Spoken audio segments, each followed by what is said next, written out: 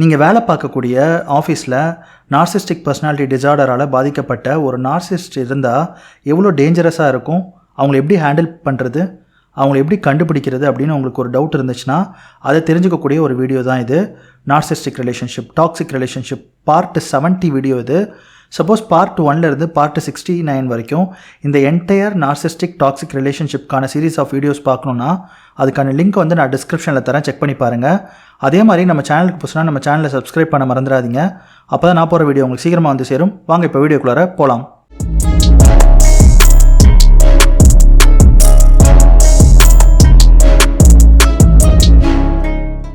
யூஸ்வலாக நம்ம ஆஃபீஸில் கூட வந்து பார்த்தீங்கன்னா இந்த மாதிரி நார்சிஸ்டிக் பீப்புளை நீங்கள் நிறையா பார்க்கலாம். பட் எல்லாருமே நீங்கள் நார்சிஸ்ட்னு சொல்ல முடியாது. ஏன்னா இந்த ஆஃபீஸ் சுச்சுவேஷன், அதாவது நீங்கள் வேலை பார்க்கக்கூடிய இடத்துல இந்த நார்சிஸ்டிக் ட்ரைட்ஸை வந்து நார்மல் ஹியூமன் பீயிங் கூட எக்ஸிபிட் பண்ணுவாங்க. ஏன்னா நிறைய பேர் செல்ஃபிஷாக இருக்கக்கூடிய ஒரு இடம்னா வேலை பார்க்கக்கூடிய இடமா தான் இருக்கும்.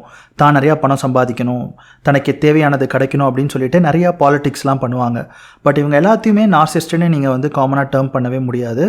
பட் ஹெல்த்தியான ஹியூமன் பீயிங் கூட ஒரு நார்சிஸ்டிக் ட்ரைட்ஸ் வெளிப்படுத்தக்கூடிய இடம் அவங்க ஒர்க் பிளேஸாக தான் இருக்கும் அப்படின்றது தான். பட் இதிலே வந்து உண்மையிலே நார்சிஸ்டிக் பர்சனாலிட்டி டிஸார்டரால் பாதிக்கப்பட்ட நார்சிஸ்ட் இருந்தால் எந்த அளவுக்கு ஹெவியாக நார்சிஸ்டிக் ட்ரைட்ஸ் வெளிப்படுத்துவாங்க அப்படின்னு நீங்கள் தெரிஞ்சுக்கணும்ல. ஸோ நம்ம அதை தான் ஒன்று ஒன்றா பார்க்க போகிறோம். ஸோ நான் நிறைய வீடியோஸில் சொன்ன மாதிரி நார்சிஸ்ட்டை வந்து அவ்வளோ சீக்கிரம் நீங்கள் கண்டுபிடிக்க முடியாது. பட் அகைன் ஆஃபீஸில் இந்த மாதிரி நார்சிஸ்டிக் பீப்புளை கண்டுபிடிக்கிறதுன்றது ரொம்ப ரொம்ப ரொம்ப ரொம்ப கஷ்டம். அதனால் நீங்கள் வந்து அவங்க நார்சிஸ்டாக இருப்பாங்களா, இவங்க நார்சிஸ்டாக இருப்பாங்களா அப்படின்னு சொல்லிட்டு தியரியெல்லாம் அப்ளை பண்ணவே முடியாது. உங்களுடைய பவுண்ட்ரிஸை செட் பண்ண வேண்டியது தான் ரொம்ப ரொம்ப முக்கியம். பட் இருந்தாலும் சில பிஹேவியர்ஸை வச்சு இவங்க நார்சிஸ்டாக இருப்பாங்களா அப்படின்ற ஒரு அசம்ஷனுக்கு நீங்கள் வரலாம் அப்படின்றது தான். பட் இதுக்காக நீங்கள் வந்து உங்களுடைய டைமை ஸ்பெண்ட் பண்ணி ஒரு சைக்காட்ரிஸ்ட்டை போகணுன்னுலாம் அவசியமே இல்லை.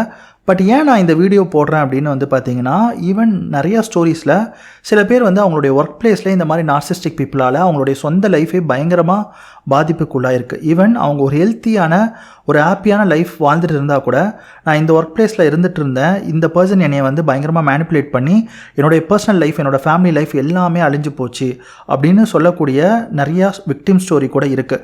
அதனால் இந்த மாதிரியான நார்சிஸ்டிக் பீப்புளை நீங்கள் ஒர்க் பிளேஸில் பார்த்தா கூட அவங்கள வந்து நீங்கள் ஐடென்டிஃபை பண்ணி இக்னோர் பண்ணி உங்களுக்கான பவுண்டரியை செட் பண்ண வேண்டியதுன்றது ரொம்ப ரொம்ப முக்கியம் அப்படின்றத நீங்கள் மறந்துடாதீங்க. ஸோ இவங்களை வந்து என்ன மாதிரியான பேட்டர்ன்ஸ் வச்சு கொஞ்சம் கண்டுபிடிக்கலாம் அப்படின்றது தான். அகைன் நான் திரும்ப சொல்கிறேன், நான் சொல்லக்கூடிய எல்லாத்தையும் வச்சு இவங்க வந்து நார்சிஸ்டிக்னு நீங்கள் சொல்லவே முடியாது. ஏன்னா இந்த நார்சிஸ்டிக் ட்ரைட்ஸை ஒரு ஹெல்த்தியான ஹியூமன் பீயிங் கூட ஒர்க் பிளேஸில் நிறையா பணம் சம்பாதிக்கணும் அப்படின்றதுக்காக எக்ஸிபிட் பண்ணுறதுக்கான சான்சஸ் இருக்குது. ஸோ ஓரளவு தான் நீங்கள் கண்டுபிடிக்க முடியும் அப்படின்றது தான்.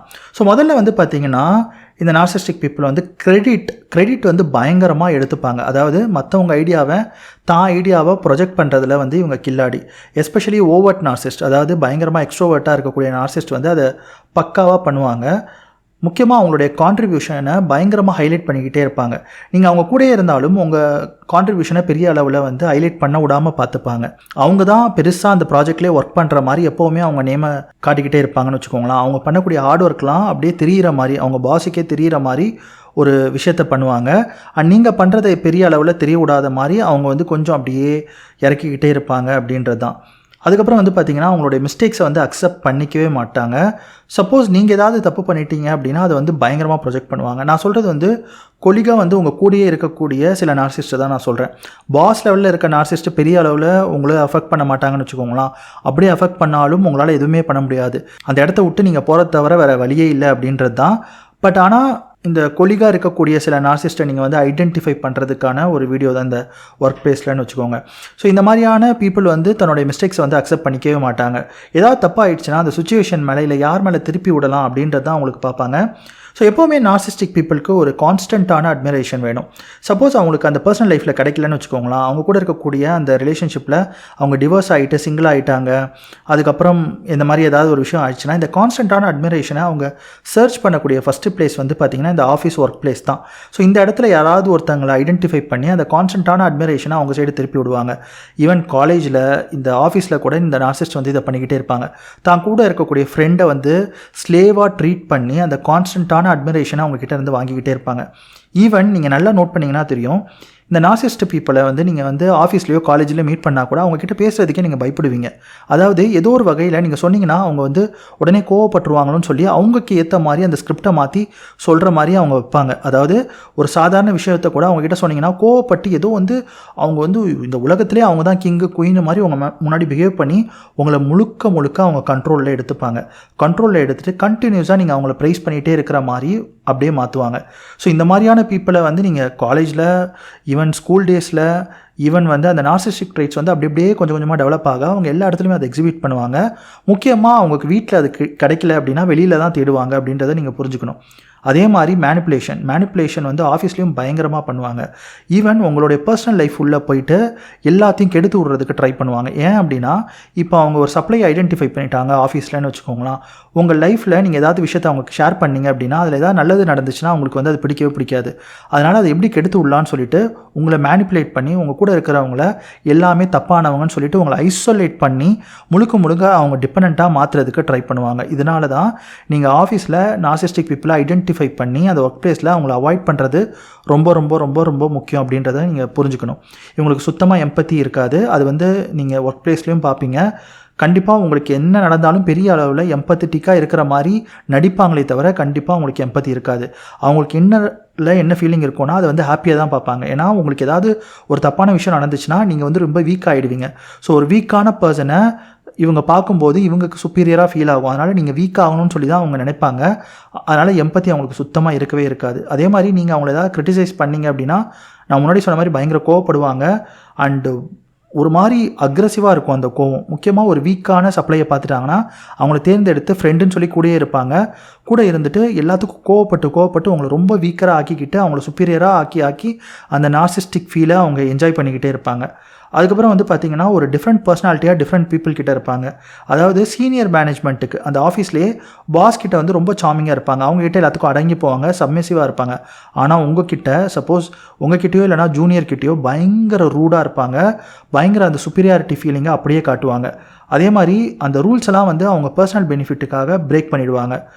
எப்போவுமே ஒரு ஸ்பெஷல் ட்ரீட்மெண்ட்டை உங்ககிட்ட இருந்தோ இல்லைனா ஜூனியர் கிட்ட இருந்தோ எக்ஸ்பெக்ட் பண்ணிக்கிட்டே இருப்பாங்க. அவங்கள வந்து நீங்கள் ஸ்பெஷலாக ட்ரீட் பண்ணணும்.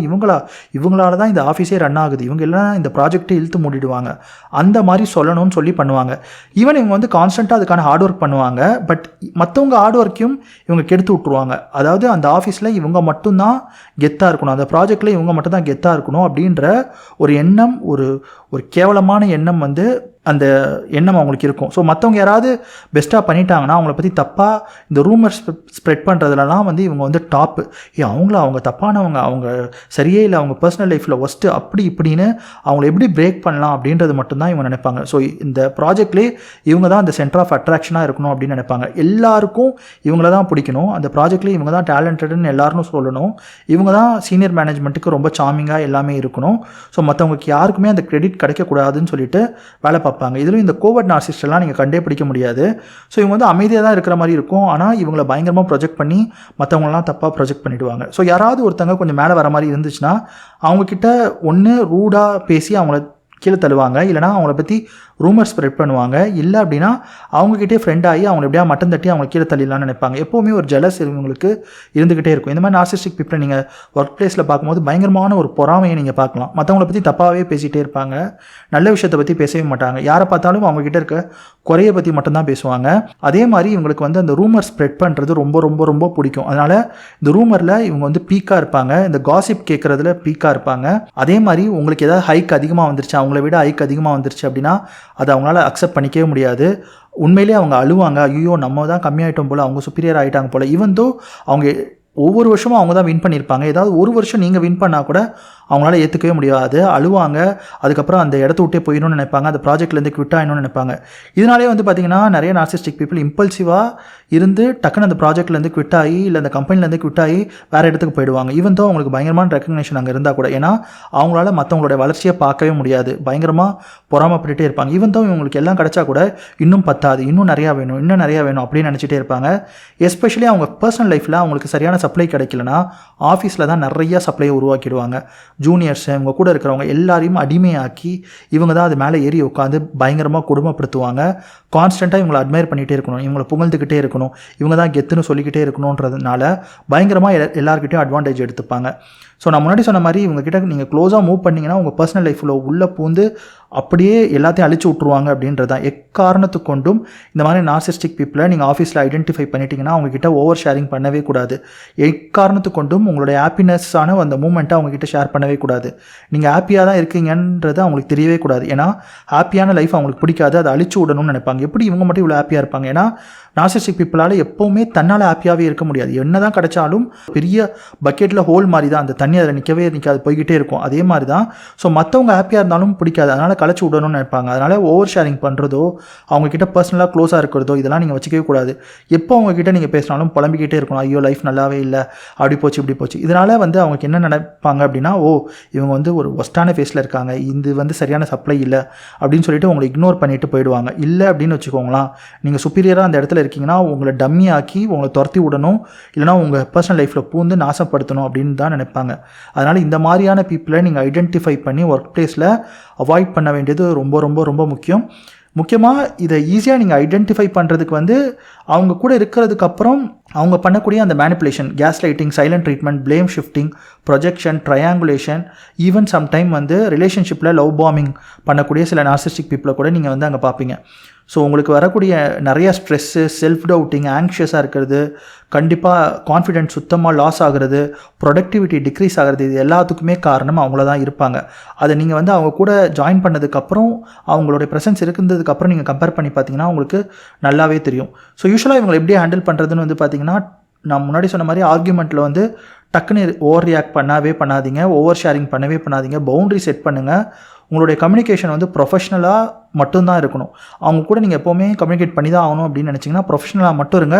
பர்சனலாக எக்காரணத்தை கொண்டும் இவங்க கூட நீங்கள் இருந்துடாதீங்க. உங்களுடைய கான்வர்சேஷன் எல்லாத்தையும் டாக்குமெண்ட் பண்ணுங்கள். இமெயில் மூலமாக, சேட் மூலமாக பண்ணதெல்லாம். பவுண்ட்ரிஸ் ரொம்ப ரொம்ப முக்கியம், அதை மெயின்டைன் பண்ணுங்கள்.